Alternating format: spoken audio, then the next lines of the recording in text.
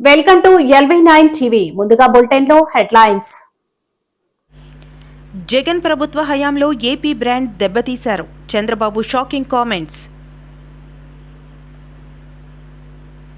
పంచాయతీరాజ్ సిబ్బంది విషయంలో పలువురు సర్పంచ్లు నిర్లక్ష్యంగా వ్యవహరించడంపై డిప్యూటీ సీఎం పవన్ కళ్యాణ్ ఆగ్రహం.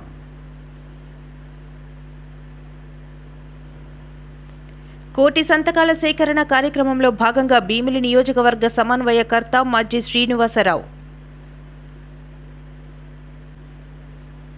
పెందుర్తిలో వైద్య కళాశాల ప్రైవేటీకరణ నిరసిస్తూ వైసీపీ కోటి సంతకాల సేకరణ కార్యక్రమం. కూటమి ప్రభుత్వం దుర్మార్గపు ఆలోచనలతో పేద మధ్యతరగతి విద్యార్థులకు వైద్య విద్యను దూరం చేస్తున్నారు. మాజీ ఎమ్మెల్యే రామ్మోహన్ నాయుడుకి విమానయాన శాఖ ఎందుకిచ్చారు? మాజీ మంత్రి పేర్ని నాని ఫైర్. టక్కలిలో బుధవారం వైసీపీ ప్రజా ఉద్యమం కార్యక్రమం చేపట్టింది. కేంద్ర విమానయాన శాఖ మంత్రి రామ్మోహన్ నాయుడు తక్షణమే రాజీనామా చేయాలని దువ్వాడ శ్రీనివాస్ డిమాండ్. పలాసలో కేంద్రీయ విద్యాలయ తరగతులు ప్రారంభించిన ఎమ్మెల్యే గౌతు శిరీష. జగన్ ప్రభుత్వ హయాంలో ఏపీ బ్రాండ్ దెబ్బతీశారని ఆంధ్రప్రదేశ్ రాష్ట్ర ముఖ్యమంత్రి చంద్రబాబు షాకింగ్ కామెంట్స్ చేశారు. ఏపీ బ్రాండ్ దెబ్బతినడంతో అభివృద్ధి పనులు జరగలేదని చెప్పుకొచ్చారు. వైసీపీ హయాంలో నిధుల మళ్లింపు కోసం ఇష్టారీతిగా నిబంధనలు మార్చారని తీవ్ర ఆగ్రహం వ్యక్తం చేశారు. ఏం చేస్తున్నావు ప్రజలకు తెలియాలి కాబట్టి ఇన్ఫర్మేషన్ కమిషన్ పెట్టుకున్నాం. అంటే మనం చేసే పనులన్నీ ప్రజలకు ఎప్పటికప్పుడు తెలిసి ఒక పాజిటివ్ పబ్లిక్ పర్సెప్షన్ క్రియేట్ చేయడం కోసం అలాంటి డిపార్ట్మెంట్ పెట్టుకున్నాం. అయితే over a period of time అన్ని డిపార్ట్మెంట్ డైల్యూట్ కావడం కానీ లేకుంటే నాన్ పర్ఫార్మెన్స్ కానీ రెండూ వచ్చాయి. ఇంకొక పక్కన ఈరోజు అందుకనే టెక్నాలజీ ఒక హ్యాండ్లుగా బిగ్ అడ్వాంటేజ్గా తయారైంది. మనందరికీ గుర్తుపెట్టుకోవాలి. ఈరోజు మనందరం ఇక్కడ ఉన్నాం. ఈరోజు files clearance we can go through real time. ఎవరు ఏం చేశారో ఈ మంత్లో చూసుకుంటాం. ఈ మంత్లోనే కాకుండా పబ్లిక్ పర్సెప్షన్, ఏ సెక్రటరీ ఏ ఆఫీసర్ ఎక్కడ పనిచేశారు, మీ కింద నుండే డిపార్ట్మెంట్ల యొక్క పర్ఫార్మెన్స్ని yearly, quarterly, monthly, daily monitor చేసే పరిస్థితికి వచ్చాం టెక్నాలజీ వల్ల. అదే మరి ఇంకొక పక్కన మీరు చూసినప్పుడు డేటా డ్రివన్ గవర్నెన్స్ గురించి మాట్లాడుతున్నాం. నేను ఎన్నోసార్లు చెప్పాను మీకు, డేటా లేక్ రెడీ అయింది, మన వాళ్ళు ఎక్స్ప్లెయిన్ చేస్తారు. ఈ డేటా లేక్ వల్ల స్టేట్ గవర్నమెంట్, సెంట్రల్ గవర్నమెంట్ అన్ని డిపార్ట్మెంట్లని ఇంటిగ్రేట్ చేశాం. Data real time. అది ఇంటిగ్రేట్ చేసిన తర్వాత ఆ డేటాలో మనకు క్లారిటీ వస్తుంది. ఏ ఆఫీసరు ఏమనుకుంటున్నాడో కూడా ఉంటుంది ఇప్పుడు దీంట్లో. Very interesting. ఎందుకంటే పబ్లిక్ పర్సెప్షన్కి మనం IVRS తీసుకుంటున్నాం. ఒకప్పుడు public perception only intelligence department ఒకటి ఉంటుంది. సీఎంకి ఎప్పుడు ఒక చీఫ్ మినిస్టర్కి, ప్రైమ్ మినిస్టర్కి IB ఉంటుంది, ఇక్కడ ఇంటెలిజెన్స్ ఉంటుంది. నాకు ఒక అలవాటు ఎప్పటి నుంచో, నేను ఫస్ట్ మీట్ చేసేది ఇంటెలిజెన్స్ మీట్ చేస్తాం. అది పర్ఫెక్ట్ అని కాదు, కొంత సమాచారం ఇస్తారు. ఏం జరుగుతూ ఉందో పొలిటికల్, ఎకనామిక్, కరప్షన్, ఎవ్రీథింగ్. ఎందుకంటే ఒక పరిపాలనలో సుపరిపాలన ఇవ్వాలంటే ఎప్పటికప్పుడు సమాచారం తెలియాలి కాబట్టి ఇన్ఫర్మేషన్ డిపార్ట్మెంట్ ఉంటుంది. అదే సమయంలో నేను ఎప్పుడు ఒకసారి ఇంటెలిజెన్స్ అయినా డీజీతో కలుస్తాను. పంచాయతీరాజ్ సిబ్బంది విషయంలో పలువురు సర్పంచ్లు నిర్లక్ష్యంగా వ్యవహరించడంపై డిప్యూటీ సీఎం పవన్ కళ్యాణ్ ఆగ్రహం వ్యక్తం చేశారు. ఈ రోజు పంచాయతీరాజ్ గ్రామీణ అభివృద్ధి శాఖ అధికారులు సిబ్బందితో మాటామంతి కార్యక్రమంలో డిప్యూటీ సీఎం పాల్గొన్నారు. ఈ సందర్భంగా కొన్ని గ్రామాల్లో సర్పంచ్ల నిర్లక్ష్యంతో వ్యవహరిస్తున్నారంటూ పవన్ దృష్టికి పంచాయతీరాజ్ సిబ్బంది తీసుకెళ్లారు.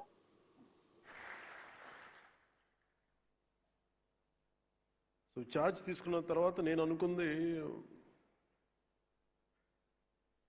ఇందాక మీరు అన్నట్టుగా పంచాయతీ సర్పంచ్ అయిపోగానే వెంటనే మాట వినరు, మర్చిపోతారని అంటా ఉన్నారు. మీరు దాన్ని బట్టి మీరు కంపేర్ చేస్తే ఒక ఎమ్మెల్యే అయినా ఒక మినిస్టర్ అయినా ఏ స్థాయిలో ఆలోచన ఉంటుందో మీ అందరికీ అర్థం చేసుకోవచ్చు. నాకు భయం వేసింది. ఏం తీసుకుంటే నిర్ణయాలు తీసుకోకపోతే తప్పు అవుద్ది, నిర్ణయం తీసుకుంటే తప్పు అవుద్ది. సరైన నిర్ణయాలు తీసుకోవాలి. సో దీనికి నేను పెట్టుకున్నది ఏంటంటే, ఒక ఫ్రాన్స్లో అనుకుంటే ఎప్పుడు 18th centuryలో ఎప్పుడు చాలామంది ఒక పారిశ్రామిక అంటే వ్యాపారస్తులు అందరూ కూర్చొని ఏం చేయాలి, వ్యాపారాలు ఎలా చేయాలి, ఎక్స్పోర్ట్ ఇంపోర్ట్ మీద మాట్లాడుకుంటూ ఉంటే ఆ స్థానికంగా ఉన్న అప్పటి ఫ్రెంచ్ ప్రభుత్వంతో ప్రతినిధి మన ఇండస్ట్రియల్ మినిస్టర్ కూడా వచ్చి నేను మీకు ఏం చేయాలి మీకు అన్నాడు. అని అడిగితే వాళ్ళు లాసఫే అని ఒక పదం వాడారు. దాని అర్థం ఏంటంటే నువ్వేం చేయొద్దు, మమ్మల్ని చెడగొట్టుకున్నాడు చాలు, నీ పని అసలు మా పని మేము చేసుకుని మమ్మల్ని చెడగొట్టుకున్నాడు చాలు. సో నేను ఈరోజు చేసింది, నేనేదో మంత్రిగా ప్రమాణ స్వీకారం చేసి డిప్యూటీ సీఎం ప్రమాణ స్వీకారం చేసి నేను నా సొంత తెలివితేటలు నేనేం వాళ్ళ చాలా బలమైన నిబద్ధతతో కూడిన అధికారులు ఉన్నారు. చాలా అసలు రిఫార్మ్స్ కావాలి అని చెప్పి ఆకాంక్షించే వెంకటకృష్ణ గారు లాంటి అధికారులు ఉన్నారు. దీనిని ఆయన అనుభవంతో గైడెన్స్ చేసే ప్రిన్సిపల్ సెక్రటరీ గారు ఉన్నారు, శశిభూషణ్ గారు. దీనిని ప్రాక్టికల్గా కేరళ నుంచి వచ్చి అక్కడ మన పంచాయతీరాజ్ వ్యవస్థ ఎంత బలంగా వీళ్ళునుకుందో మనకు తెలుసు. ఆ అనుభవం ఇక్కడ మన కృష్ణతేజ గారి ద్వారా, కమిషనర్ గారి ద్వారా రావడం. సో నేను జనరల్గా ఏం చెప్తారంటే, నేను వచ్చినప్పుడు గతంలో ఎలా ఉండేదని అడిగాను, చాలా రివ్యూస్ చేశాను. చేస్తే వాళ్ళు ఏం చెప్పేవాళ్ళు అంటే, ప్రతిసారి మైక్ చిన్న బ్లాక్ మైక్ ఉంది,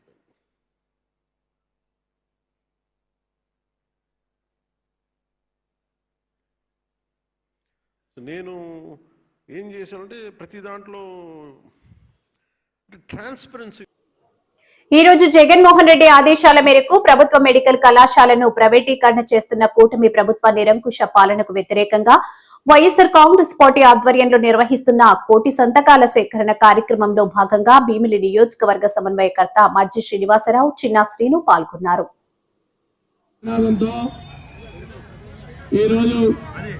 గౌరవనీయులు వైఎస్ఆర్ పార్టీ జాతీయ అధ్యక్షులు వైఎస్ జగన్మోహన్ రెడ్డి నాయకత్వంలో వారి ఆదేశాల మేరకు ఈ రోజు ఏదైతే కార్యక్రమం గత 2 నెలల కాలంగా ఈ కూటమి ప్రభుత్వం తీసుకున్న ప్రభుత్వ మెడికల్ కళాశాల ప్రైవేటీకరణ దిశగా వెళ్తున్న సందర్భంగా వారు తీసుకున్న నిర్ణయానికి వ్యతిరేకంగా ప్రజల పక్షాన, ఈ రాష్ట్రంలో 5 కోట్ల ప్రజల పక్షాన వైఎస్ఆర్ పార్టీ పోరాడుతూ ఈ ప్రభుత్వం పెడచెవిన పెట్టిన సందర్భంగా మరి ప్రభుత్వానికి తెలియజేయాలి, ఈ ప్రభుత్వం తీసుకున్న నిర్ణయం ఎంత ప్రజా వ్యతిరేక నిర్ణయమో దానికి భాగంగా కోటి సంతకాల కార్యక్రమాన్ని ఈ రోజు ఈ కార్యక్రమం ప్రవేశపెట్టాం. ఈ కోటి సంతకాల కార్యక్రమం సుమారు రాష్ట్రం మొత్తం మీద పూర్తి చేసుకుంటూ, ముఖ్యంగా విజయనగరం జిల్లా, విశాఖ జిల్లా, శ్రీకాకుళం జిల్లాలో పూర్తిగా ప్రతి నియోజకవర్గంలో కూడా పూర్తి చేసుకుని ఇవాళ భీమిలి నియోజకవర్గంలో సుమారు 50,000 సంతకాలు సేకరించాలని పెట్టుకుంటే ఈ రోజు పెద్ద ఎత్తున ఈ నియోజకవర్గంలో వైఎస్ఆర్ పార్టీ నాయకులు, కార్యకర్తలు, పెద్దలందరూ కూడా, ముఖ్యంగా ఎంపీపీలు, జడ్పీటీసీలు, వార్డు అధ్యక్షులు, కార్పొరేటర్లు, ప్రతి ఒక్కరూ కూడా గ్రామ స్థాయి నుంచి నియోజకవర్గ స్థాయి వరకు, మండల స్థాయి వరకు పెద్ద ఎత్తున ప్రతి ఒక్క ప్రజల్ని మమేకపరిచి, ముఖ్యంగా విద్యార్థి సంఘాలని, ముఖ్యంగా ఉద్యోగ సంఘాలని, పౌర సంఘాలని ఎవరైతే ఈ ప్రైవేటీకరణ వ్యతిరేకిస్తున్నారో వారందరినీ కూడా సమన్వయం చేసుకుని ఈ రోజు పెద్ద ఎత్తున సంతకాల కార్యక్రమాన్ని మీ అందరి ముందు ఇవాళ ఈ భీముల నియోజకవర్గ ప్రజల ముందు ఇవాళ ఈ తగరపలస జంక్షన్ లో ఈ రోజు ఆ బాబాసాహెబ్ అంబేద్కర్ నివాళులు అర్పించి ఇవాళ ఈ కార్యక్రమాన్ని మొదలు పెడుతున్నాం. ఇవాళ బాబాసాహెబ్ అంబేద్కర్ గారు ఎందుకు చెప్తున్నామంటే, ఆనాడు మీ అందరికీ తెలుసు, ఆనాడు స్వాతంత్రం ఏర్పడిన తర్వాత మనం రాజ్యాంగం రచించుకున్నప్పుడు ఆయన ఒక మాట వారు చెప్పారు. ఆనాడు ఎన్నికైన ప్రభుత్వాలు ఎప్పుడూ కూడా ఈ రాష్ట్రంలో ప్రజలందరూ కూడా ఈ ప్రభుత్వం ఎంత అత్యాధునికమైన టెక్నాలజీతో ముందుకు పోకున్నా, సాంకేతికంగా ముందుకు పోకున్నా, ఎంత అభివృద్ధి చెందినా ఎప్పుడూ కూడా విద్య గాని, వైద్యం గాని ఆ ప్రభుత్వాలు ఖచ్చితంగా ప్రజలందరికీ ఉచితంగా అందించాలి. ప్రజలందరికీ ప్రభుత్వం అందించాలి అని ఆనాడు బాబాసాహెబ్ అంబేద్కర్ గారు చెప్పారు. అంబేద్కర్ గారి మాటల్ని ఆనాడు తూచా తప్పకుండా, ముఖ్యంగా తూచా తప్పకుండా ఆనాడు ప్రతి ఒక్కరూ కూడా ఆ కార్యక్రమాన్ని గతంలో జగన్మోహన్ రెడ్డి నాయకత్వంలో ఆ కార్యక్రమాన్ని చేశాం. కానీ ఈనాడు అలాంటి పరిస్థితులు లేవు. ఈరోజు అలాంటి పరిస్థితులు కాకుండా ఇవాళ ఈ ప్రభుత్వం పూర్తిగా ప్రభుత్వ మెడికల్ కళాశాలని రాష్ట్ర వ్యాప్తంగా వైద్య కళాశాలల ప్రైవేటీకరణను నిరసిస్తూ వైఎస్ఆర్సీపీ నిర్వహిస్తున్న కోటి సంతకాల సేకరణ కార్యక్రమం ఉత్సాహవంతంగా సాగింది. రాష్ట్ర వ్యాప్తంగా వైద్య కళాశాలల ప్రైవేటీకరణను నిరసిస్తూ వైఎస్ఆర్సీపీ నిర్వహిస్తున్న కోటి సంతకాల సేకరణ కార్యక్రమం ఉత్సాహవంతంగా సాగుతుంది. ఈ దిశలో విశాఖ జిల్లా పెందుర్తి నియోజకవర్గ పరిధిలో పార్టీ శ్రేణులు శాసనసభ మాజీ సభ్యుడు అన్నంరెడ్డి అదీప్ రాజ్ ఆధ్వర్యంలో భారీ ర్యాలీ నిర్వహించారు. తొలుత ప్రజల వద్ద నుంచి సేకరించిన వేలాది సంతకాల పత్రాలను బాక్సుల్లో భద్రపరిచి నాయకులే స్వయంగా వాహనాల్లోకి చేర్చి అనంతరం ప్రభుత్వానికి వ్యతిరేకంగా పెద్ద ఎత్తున నినాదాలు చేస్తూ ర్యాలీ నిర్వహించారు. ఈ సందర్భంగా పెందుర్తి ప్రధాన కూడలిలో గల కీర్తిశేషులు డాక్టర్ వైఎస్ రాజశేఖర్ రెడ్డి విగ్రహానికి పూలమాలలు వేసి ఘన నివాళి అర్పించారు. అనంతరం మీడియాతో అదీప్ మాట్లాడుతూ వైద్య కళాశాలల ఆవశ్యకత గురించి తెలియజేశారు. కార్యక్రమంలో వైఎస్ఆర్సీపీ మన్యం జిల్లా ఇన్ఛార్జ్ సరగడం చిన అప్పలనాయుడు, స్థానిక నాయకులు జయరాం, గండి రవి, గోరపల్లి శ్రీను, గొర్ల రామనాయుడు, కోరాడ చంద్రమౌళి, మెంటు మహేష్, తామర్ల నరసింగరావు, ఐడి బాబు, ఆబోతుల శ్రీను, బిఎస్ విజయలక్ష్మి, రజని తదితరులు పాల్గొన్నారు. కొత్తగా మరొక 17 ప్రభుత్వ మెడికల్ కాలేజీల్ని మన ఆంధ్ర రాష్ట్రానికి తీసుకురావడం జరిగింది. ఏదైతే వాళ్ళు చూస్తున్నాం, మనం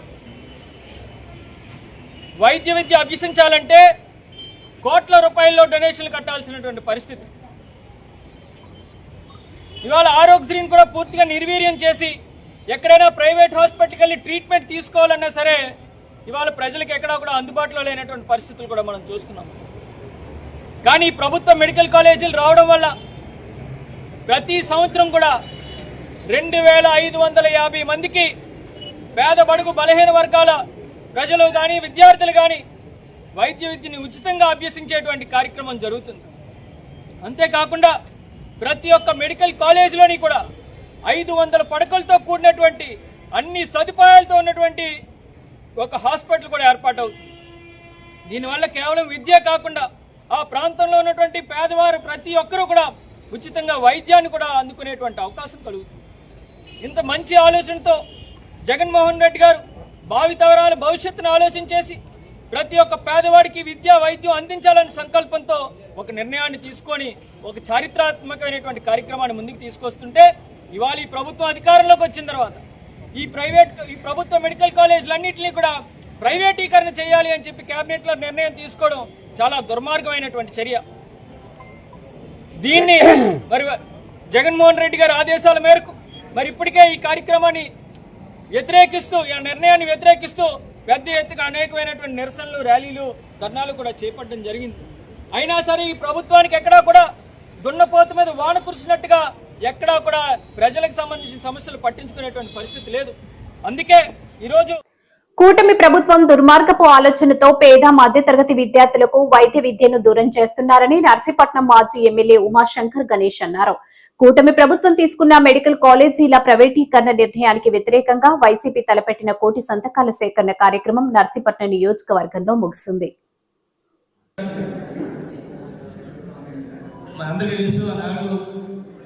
జగనన్న ముఖ్యమంత్రి ఉన్నప్పుడు రాష్ట్రంలో 17 మెడికల్ కాలేజీలు శాంక్షన్ చేయడం జరిగింది. మరి పోల ప్రభుత్వం వచ్చిన తర్వాత ఇప్పటికే 7 మెడికల్ కాలేజీలు ఇప్పటికే పూర్తయి 10 మెడికల్ కాలేజీలు నిర్మాణంలో ఉన్నాయి. అయితే ఈ ప్రభుత్వం వచ్చిన తర్వాత పోల ప్రభుత్వం వచ్చిన తర్వాత ఈ 10 కాలేజీలు కూడా పీపీపీ ద్వారా మరి ప్రైవేట్ వారికి చేయాలి, దారాదత్తా చేయాలని చేసుకుని ఈ నిర్ణయం తీసుకున్న సందర్భంలో మరి దీన్ని వ్యతిరేకిస్తూ మరి జగన్ ఇప్పటికే పిలిపించడం జరిగింది. మరి ఎట్టి పరిస్థితులు కూడా 10 మెడికల్ కాలేజ్ కూడా ప్రభుత్వ వ్యతిరేకం చేయాలి, ప్రభుత్వ పరంగానే చేయాలి అనే ఉద్దేశం మీద రాష్ట్ర వ్యాప్తంగా కోటి సంతకాలు చేస్తూ మరి గవర్నర్ గారికి మరి కోటి సంతకాల ద్వారా ఈ 10 ప్రైవేట్ కాలేజీలు కూడా ప్రైవేట్ కాలేజ్ చేస్తారు కాకుండా దాన్ని ప్రభుత్వ పరం చేయాలని చెప్పే ఉద్దేశం మీద ఈ సంతకాల సేకరణ చేయమని చెప్పడం జరిగింది. అందులో భాగంగానే 2 నెలల నుంచి కూడా నర్సీపట్నం ఈ కార్యక్రమం చేపట్టాం. అయితే ముఖ్యంగా చెప్పాలంటే ఈరోజు మా అదృష్టం ఏంటంటే మా ప్రాంతంలోనే నర్సీపట్నం ప్రాంతంలో మాగారిపల్లి మండలంలో బియ్యపల్లి దగ్గర మెడికల్ కాలేజు జగన్ ఇవ్వడం జరిగింది. సుమారుగా 500 కోట్ల రూపాయలతో 630 పడకల హాస్పిటల్ మరి గతంలో శాంక్షన్ చేయడం జరిగింది. చాలా అదృష్టం భావించాం. ఎందుకంటే ఈ ప్రాంతంలో వేలాది మంది ఒక నర్సీపట్నం నిధులు కాకుండా ఇటు పాడే నిధులు కానీ ఇటు చోడవరం నిధులు కానీ ఇటు పైకవ నిధులు ఉన్న వేలాది మంది ప్రజలందరికీ కూడా మరి ఎంతో ఉపయోగకరంగా ఉంటుందని చెప్పి మరి ఈ రోజు ఆ రోజు శాంక్షన్ చేయడం జరిగింది. ఎందుకంటే ఆనాడు 2019 ఎన్నికల ముందు కూడా బహిరంగ సభని అడిగాను, అన్న ఇక్కడ మాకు ఖాళీ హాస్పిటల్ ఉంది, 150 హాస్పిటల్ ఉంది, మెరుగైన వైద్యం కావాలంటే ఏదైనా యాక్సిడెంట్ అయినా ఏదైనా అత్యవసరం అయితే విశాఖపట్నం వెళ్ళాల్సిన పరిస్థితి ఉంది. విశాఖపట్నం 2 గంటల పాటు ప్రయాణం చేస్తే 2 గంటల్లో చాలా మంది చనిపోతున్నారు. కాబట్టి మాకు నర్సీపట్నానికి ఇవ్వాలని చెప్పంటే జగన్ ముఖ్యమంత్రి అయిన తర్వాత మాకు ఇక్కడ శాంక్షన్. రామ్మోహన్ నాయుడికి విమానయాన శాఖ ఎందుకు ఇచ్చారు? తన శాఖను పట్టించుకోకుండా రీల్స్ చేసుకోవడానికా? జగన్ కట్టిన పోర్టును చంద్రబాబు కట్టాడని అబద్ధాలు చెప్పడానికా? ఒక్కసారైనా తన శాఖపై కేంద్ర మంత్రి రివ్యూ చేశాడా? పేర్ని నాని కృష్ణా జిల్లా వైఎస్ఆర్సీపీ అధ్యక్షులు. అంటే బహుశా స్క్రీన్ ప్లే ప్రకారం ఇప్పుడు మామూలుగా రోజు పెన్షన్లు ఇచ్చేప్పుడు ఇవన్నీ మామూలుగా మైక్ వచ్చుకుని కరెక్ట్గా దిగి మీరు మీ జీవనం ఇంత, మీ సంపాదన ఇంత, అలాగా ఓహో అని పెద్ద యాక్షన్ చేస్తున్నారు కదా. అదే మోడల్లో ఇండిగో గురించి తెలుగులో ఒక స్క్రిప్ట్ రాసుకెళ్ళిపోయాడు చంద్రబాబు నాయుడు. అక్కడ విలేకరిని ఎవడికో అడగమని చెప్పారు. చంద్రబాబు నాయుడు దగ్గర రమేష్ గారని ఒక ఆయన ఉన్నాడు. ఈ రమేష్ గారు కాదు, అక్కడ ఒక రమేష్ గారు ఉన్నాడు. ఆ రమేష్ గారికి చెప్పినట్టున్నాడు ముందే, ఈ క్వశ్చన్ విలేకరితో ఎవరితో అడిగిచ్చని. ఆయన చీట్లు రాసుకుని ఉంటాడు బహుశా రమేష్ గారు. చీట్లు రాసుకుని తలకోటి చీటీ పంపిస్తే ఆ చీటీ ఇంగ్లీష్ విలేకరికి వెళ్ళింది. దరిద్రం చూడండి, చంద్రబాబు నాయుడు దరిద్రం. ఇంగ్లీష్ విలేకరికి వెళ్ళినట్టుంది. అతను ఆ క్వశ్చన్ మొత్తం ఇండిగో మీద ఇంగ్లీష్లో అడిగేశాడు. అడగగానే ఈయనకేమో మొత్తం తెలుగులో ఉంది ఇక్కడ స్క్రిప్ట్ అంతా. తెలుగులో మొదలుపెట్టాడు చూసి. ఆడు ఇంకా తొంటలాగా ఉన్నాడు ఇంగ్లీష్ విలేకరి. లేచి ఇంగ్లీష్ సార్ ఇంగ్లీష్ అన్నాడు. ఇంగ్లీష్ అనగానే చూశాడు, మళ్ళీ తెలుగులోనే మొదలెట్టాడు. ఆడు ఇంగ్లీష్ అన్నాడు, ఈయన తెలుగులో మొదలెడతాడు. చివరికి central government will take look after, I will take after అని మూసేశాడు. ఇన్ని తిప్పలేందుకు చంద్రబాబు నాయుడు గారు? సూటిగా నేను తెలుగులో అడుగుతున్నా, నేను ఇంగ్లీష్ విలేకరులాగా మీ రమేష్ చీటీ మారిపోయినట్టుగా చీటీ మారకుండా నేను స్ట్రైట్ అవే తెలుగులో అడుగుతున్నా. నారా చంద్రబాబు నాయుడు గారు ఒకటి మాట్లాడండి. మీరు ఈరుడు, సూర్యుడు, ఇంద్రుడు, చంద్రుడు అని రామ్మోహన్ నాయుడిని సెంట్రల్ మినిస్టర్ కేంద్ర మంత్రి చేశారు కదా మీరు. ఏది ఆయన విమానయాన శాఖ, పౌర విమానయాన శాఖ మంత్రి చేశారు ఆయన్ని. మొత్తం తెలుగులోనే అడుగుతున్నా. నాకు ఇంగ్లీష్ రాదు, మీకు లేకని పొట్టకొస్తే తెలుగు రాదు. తెలుగు తప్పితే ఇంగ్లీష్ రాదు నాకు కూడా. మన ఇద్దరం సేమ్ టు సేమ్ మన ఇద్దరం. ఏదో అంటాడు, ఏదో సినిమాలో మీ వాడు ఉప ముఖ్యమంత్రి అంటాడు కదా, గీసుకుంటుంది గడ్డం లేదు కదా అని. మీరు మేకప్ వేసుకుంటారు, నేను మేకప్ వేసుకోను అంతే. ఇద్దరం సేమ్ టు సేమ్. ఇద్దరికి పట్టుకొచ్చి అక్షరం మాకు ఇంగ్లీష్ ముక్క రాదు ఇద్దరికి. మన ఇద్దరికి తెలుగులోనే మాట్లాడుతున్నా, తెలుగులో అడుగుతా. 2024లో మీ యొక్క అబ్బాయి అంటే మీ నామినీ, మీ అబ్బాయి ఆ అబ్బాయి ఏరా అనుకుంటారు. అతను మీరు కేంద్ర మంత్రి చేశారు. అతను రామ్మోహన్ నాయుడు మినిస్టర్ అయ్యేప్పటికీ కేంద్ర ప్రభుత్వం, మీ కూటమి ప్రభుత్వమే ఒక సర్క్యులర్ రిలీజ్ చేసింది, ఒక గైడ్ లైన్స్ ఇచ్చింది. ఏమనిచ్చింది? పైలట్లకి రెస్ట్ కావాలి. ఎందుకని? విమాన ప్రమాదాలను నివారించడం కోసం పైలట్లకి రెస్ట్ కావాలి, పని గంటలు తక్కువ ఉండాలి, రెస్ట్ ఎక్కువ ఉండాలి అని చెప్పి నిబంధనలు కట్టిన. టెక్కిలిలో బుధవారం వైసీపీ ప్రజా ఉద్యమ కార్యక్రమం చేపట్టింది. టెక్కిలి వైసీపీ ఇన్ఛార్జ్ పేరాడ తిలక్ మీడియాతో మాట్లాడుతూ రాష్ట్రంలో మెడికల్ కాలేజీల ప్రైవేటీకరణకు వ్యతిరేకంగా వైసీపీ చేపట్టిన 1 కోటి సంతకాల సేకరణకు టెక్కిలి నియోజకవర్గ ప్రజల మద్దతు పలుకుతూ స్వచ్ఛందంగా 50,000 సంతకాలు చేసినట్లు తెలిపారు. టెక్కల్ నియోజకవర్గంలో వైఎస్ఆర్ పార్టీ నాయకులు, కార్యకర్తలు, అభిమానులు ప్రతి ఇంటికెళ్లి తలుపు తట్టి వాళ్ళ అభిప్రాయాన్ని, ప్రజాభిప్రాయాన్ని తెలుసుకోవడం జరిగింది. గత 60 రోజులుగా ఎక్కడ స్కూల్స్ గాని, కాలేజీలు గాని, లేకపోతే ఒక పిక్నిక్ ప్రాంతంకి వెళ్ళినా సరే, లేదా ఇంటింటికి వెళ్లే కార్యక్రమం చేసి ప్రతి ఒక్కరి అభిప్రాయం తెలుసుకుని 1 కోటి సంతకాల్లో మీరు భాగస్వామ్యం అవ్వండి. ఈ రోజు ఈ రాష్ట్రంలో ఎన్డీఏ కూటమి అధికారంలోకి వచ్చిన తర్వాత, చంద్రబాబు నాయుడు గారు ముఖ్యమంత్రి అయిన తర్వాత మరి ఆయన దురుద్దేశపూర్వకంగా ఈ మెడికల్ కాలేజీలను ప్రైవేట్ పరం చేస్తున్నారు. దీన్ని వ్యతిరేకించాలని ఒక నిర్ణయానికి ప్రజలు వచ్చారు. అందుకే టెక్కల్ నియోజకవర్గంలో ఈ రోజు 53,000 మంది నేరుగా వాళ్ళ సంతకాలు చేసి ఫోన్ నెంబర్లు రాసి వాళ్ళ అభిప్రాయాన్ని మాకు అందించడం జరిగింది. ఇది తీసుకొని ఈవేళ జిల్లా పార్టీ అధ్యక్షులు గౌరవనీయులు శ్రీ ధర్మాన కృష్ణదాస్ గారికి అప్పగించడం జరుగుతుంది. అక్కడి నుంచి జిల్లా హెడ్ క్వార్టర్ నుంచి మరి విజయవాడ గౌరవనీయులు శ్రీ వైఎస్ జగన్మోహన్ రెడ్డి గారికి 16వ తేదీని అందించి గవర్నర్కి 17వ తేదీని అందించడానికి కోసం విస్తృత ఏర్పాట్లు జరగడం జరిగింది. మరి నేను ఈ రోజు అంటున్నాను, చంద్రబాబు నాయుడు గారు ఇది ప్రజాభిప్రాయం, ప్రజల తాలూకా ఆలోచన, ప్రజల తాలూకా నిర్ణయం. మరి ఈ నిర్ణయాన్ని మీరు గౌరవించవలసిన అవసరం ఉంది. గౌరవించండి. ఎందుకంటే ఇది ప్రజలు స్వాగతించి వాళ్ళ అభిప్రాయాన్ని లిఖితపూర్వకంగా తెలియజేశారు కనుక మీరు కూడా దీనిలో ఈ ప్రజాభిప్రాయాన్ని గౌరవించండి. ఈ రాష్ట్రంలో ఉన్న 3 కోట్ల మంది ప్రజల్లో 1 కోటి మంది తన అభిప్రాయాన్ని స్పష్టంగా చెప్పారు. దీనిలో ఏమైనా మీకు అభిప్రాయ భేదం ఉంటే మీ నియోజకవర్గంలో ఏ నియోజకవర్గంలో కానీ ఈ రాష్ట్రంలో మీరు ప్రతి ఫోన్ నెంబర్ కూడా ఫోన్ చేసి తెలుసుకోండి. ఈ ప్రభుత్వం చేసుకున్న నిర్ణయానికి ఇది వ్యతిరేకం కాదా అని చెప్పి వాళ్ళు చెప్పిన మాటని మీరు తెలుసుకోమని ఈ రాష్ట్ర ప్రభుత్వాన్ని కోరుతూ ఉన్నాను. ఈ రాష్ట్రంలో ఇప్పటికే ఈ ఉద్యమాన్ని ప్రజా ఉద్యమం రూపంలో దాల్చింది. గవర్నర్కి తెలియజేసిన తర్వాత కేంద్రంకు చెప్పించి అప్పటికే చంద్రబాబు నాయుడు మాట వినకపోతే ఈ ప్రభుత్వాన్ని ఎలాగా మెడలు వచ్చైనా సరే ఈ నిర్ణయాన్ని మేము వ్యతిరేకించి ప్రజల పక్షాన్ని నిలబడతామని ఈ సందర్భంగా తెలియజేసుకుంటాం. కేంద్ర విమానయాన శాఖ మంత్రి రామ్మోహన్ నాయుడు తక్షణమే రాజీనామా చేయాలని దువ్వాడ శ్రీనివాస్ డిమాండ్ చేశారు. ఈ మేరకు మీడియాతో మాట్లాడుతూ ఇండిగో సంక్షోభానికి కేంద్ర మంత్రి రామ్మోహన్ నాయుడు పర్యవేక్షణ లోపమే కారణమని మండిపడ్డారు. చూసుకుంటే విమానయాన శాఖ భారతదేశానికి మరో దౌర్భాగ్యమైన పరిస్థితి ఏంటంటే కేంద్రంలో విమానయాన శాఖ ఎందుకుందో నాకు తెలియదు. అసలు ఏవియేషన్ శాఖ దానికి ఒక మినిస్టర్ కూడా ఎందుకు పెట్టారో కూడా నాకు తెలియదు. ఎందుకంటే మన విమానాలు నడపట్లేదు. విమానాలు సొంతంగా ప్రభుత్వానికి ఒక్కటి కూడా లేదు. కానీ ఏవియేషన్ శాఖ మాత్రం ఉంది. ఇదో పెద్ద విచిత్రం. సరే, ఏవియేషన్ శాఖలో మరి సివిల్ ఏవియేషన్ శాఖలో నడుస్తున్నటువంటి విమానాల పరిస్థితి ఒక్కసారి ఆలోచిస్తే 1990 నాటికల్లా మన భారతదేశంలో 14 కోట్ల మంది విమానంలో ప్రయాణాలు చేసేవారంట. ఈ రోజుకి సుమారు 40 కోట్లకు ఎదిగింది. అంటే విమానం ఒకప్పుడు విమానంలో ప్రయాణం చేయడం అంటే లగ్జరీ ట్రిప్స్ కింద వెళ్ళేవాళ్ళు. ఈరోజు సామాన్యుడు కూడా వెళ్తున్నాడు. అవసరమైపోయింది.